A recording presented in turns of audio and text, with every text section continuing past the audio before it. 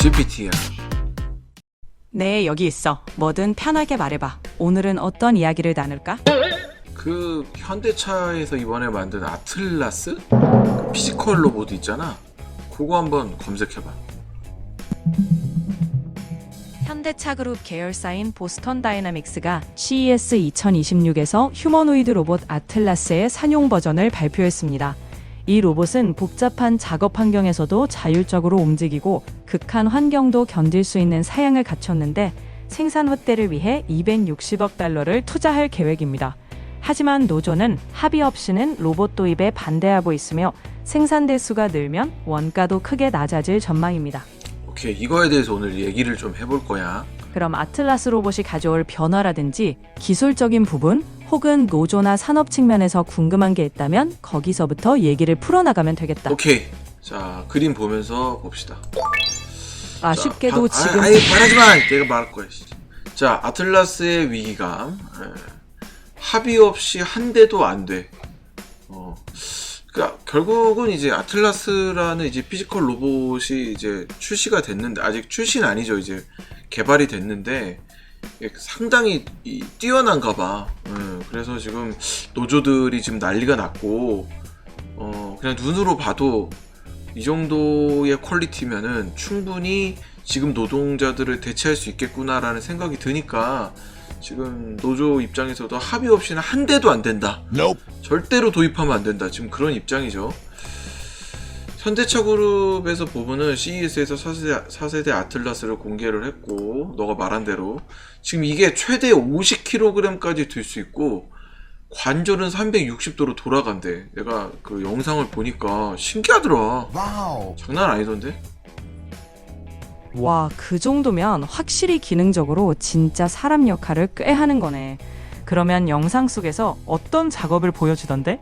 예를 들어 들거나 운반하는 거야? 아니면 더 섬세한 조립 같은 것도 하던가?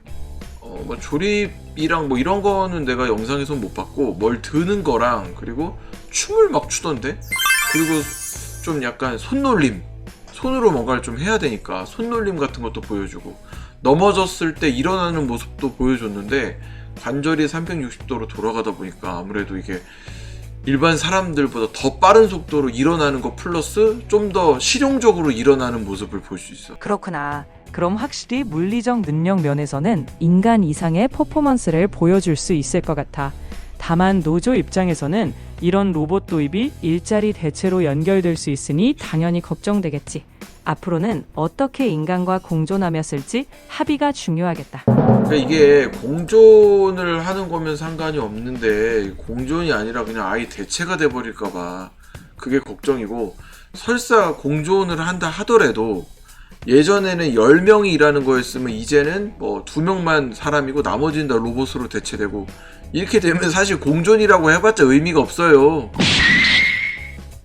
맞아. 그게 현실적인 우려야. 단순히 공존이란 말로 끝날 게 아니라 결국 일자리 구조 자체가 어떻게 재편되는지를 사회적 합의로 풀어야겠지. 그렇지. 그래서 아틀라스는 특히 매 1초 단위가 중요한 제조 환경에서, 그러니까 사람이 다칠 수 있는 제조업 환경에서 인간보다 훨씬 더 효율적으로 움직입니다. 이 훨씬이라는 말이 굉장히 눈에 띈다. 이러니 이게 무섭지? 이게 안 무섭냐 이게? 노동자 입장에서는 당연히 위협으로 느껴질 수밖에 없어. 그래서 기술이 발전할수록 새로운 일자리 창출이나 재교육 같은 사회적 대책이 꼭 뒤따라야 의미가 있지. 단순히 효율만 앞세우면 갈등만 커질 거야. 그치, 갈등도 커지고, 그리고 재교육이랑 일자리 창출이라는 말을 너가 언급을 했는데 사실 이것만으로 될까? 그리고 일자리 창출이라는 게 뭐가 되게 없는 가운데서 만들어지는 건 쉬워도 지금 사실 있을 거 다 있잖아. 웬만한 거.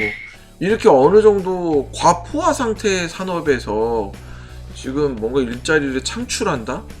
창출이라는 것 자체가 아예 만들어내는 건데, 새로 만들어내는 건데 이게 과연 쉬울까? 라는 생각이 좀 들긴 드네. 맞아. 기존 산업이 포화된 상황에서 완전히 새로운 일자리를 만드는 건 쉽지 않지. 그래서 결국 기존 일자리의 질을 바꾸거나 로봇과 사람이 함께 해야 하는 새로운 영역을 만들어야 할 거야. 오케이, 그게- 그래서 봅시다. 2028년까지 아틀라스 포함 연간 로봇은 3만 대 양산. 야, 3만 대. 확실히 규모가 크긴 하네. 숫자만 들어도 무게감이 느껴져. 앞으로 이런 로봇들이 어디에 어떻게 도입되는지가 우리 사회 전체에 큰 영향을 줄 것 같아. 진짜 이건 기술뿐 아니라 사회적 논의가 필수겠어. 그러니까 그래서 보면은 노조의 입장인 것 같아. 금속노조 현대차 지부 소식지에 보면은 인건비 절감을 위한 AI 로봇 투입 가시화. 이제 말 그대로 이제 인건비를 절약되겠지. 정확하게 기억은 잘 안 나는데 어쨌든 로봇이 두 사람의 일을 해줄 수 있대. 그러다 보니까 1년 정도만 이 로봇을 사용해도 가격이 초반에 들어가는 비용은 좀 클지 모르겠지만 1년만 사용을 해도 충분히 뽕을 뽑고도 남는다는 거야. 그렇다면 기업 입장에선 비용 절감이지만 사회적으로는 분명 고민할 부분이 커. 결국 이런 기술을 어떻게 인간 중심의 방향으로 쓰느냐, 이걸 논의하고 합의하는 과정이 정말 중요하겠어.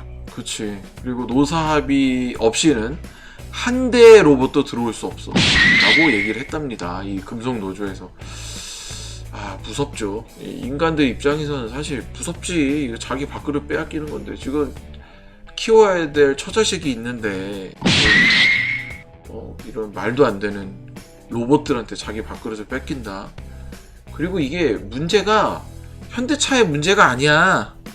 지금 생각을 해봐. 지금 이런 식으로 피지컬 로봇이 들어오기 시작을 하면 이게 뭐 현대차 공장에만 쓰이겠어? 나중에는 이게 많이 양산되기 시작을 하면은 분명히 단가가 떨어질 거란 말이야. 이 로봇의 단가가.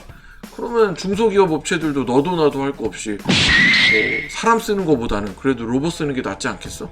그렇지. 기술이 널리 퍼지면 결국 사회 전반에 영향을 미치니까 말이야. 그래서 더더욱 기술 도입 전에 사회적 안전망, 노동자 보호 대책, 그리고 새로운 기회 창출 방안을 같이 준비하는 게 중요해. 기술은 결국 사람을 위해 써야 하니까. 그니까 말이야. 사람을 위해 써야 되는데 말이 좋지. 그게 뭐 되겠어. 현대차는 2년 후 미국 공장부터 아틀라스 투입. 뭐 2년 뒤에 얘기긴 하지만 뭐 지금 내 영상을 봤는데 작업하는 모습을 보면 사실상 2년도 필요 없을 것 같아. 그래서 우리나라 공장보다는 미국에 있는 현대차 공장에 먼저 투입이 된다고 합니다. 아무래도 그쪽서부터 이제 점령을 해 나가겠죠. 아, 참 불안할 것 같아요. 국내 생산 물량 미국 공장으로 이전 의도. 그쵸. 그 만약에 지금 여기 나온 말처럼 로봇이 도입이 돼서 생산량이 늘어나기 시작을 한다면, 아까 내가 얘기했잖아. 로봇 한 대가 2명의 일을 한다니까. 사람 2명의 일. 그러면 생산량은 당연히 늘어날 거고, 그러다 보면 국내에 사람들이 일하는 공장보다 로봇이 일하는 공장이 더 많은 생산량이 만들어지는 거 플러스 미국 공장이잖아. 그럼 미국으로 수출하는 거 있어서는 관세도 아예 안 붙거나 아니면 적게 붙을 거 아니야. 그러면 현대차 입장에서는 당연히 많은 물량을 미국 쪽 공장에다가 넘겨주겠지. 이건 뭐 불보듯 뻔한 일 아니야? 맞아. 기업 입장에선 효율적이고 합리적인 선택일 수 있지만 그 과정에서 국내 노동자들이 느낄 불안감은 엄청나겠지. 그래서 이런 변화가 예고된 만큼 정책적으로 미리 대비하고 노동자들의 미래를 함께 설계할 방안이 나와야 할 것 같아. 그냥 흘러가는 게 아니라 다 같이 준비하는 게 정말 중요하다고 생각해. 같이 준비한다는 거 참 말은 쉬운데 이게 참 생각보다 쉽진 않습니다. 각자의 생각하는 게 다르고, 그리고 원하는 것이 확연히 반대적 입장이기 때문에 과연 이게 잘 될지 문제가 돼요. 그리고 이게 한 대, 두 대가 들어오기가 어려울 뿐이지, 이게 만약에 들어오기 시작을 하잖아?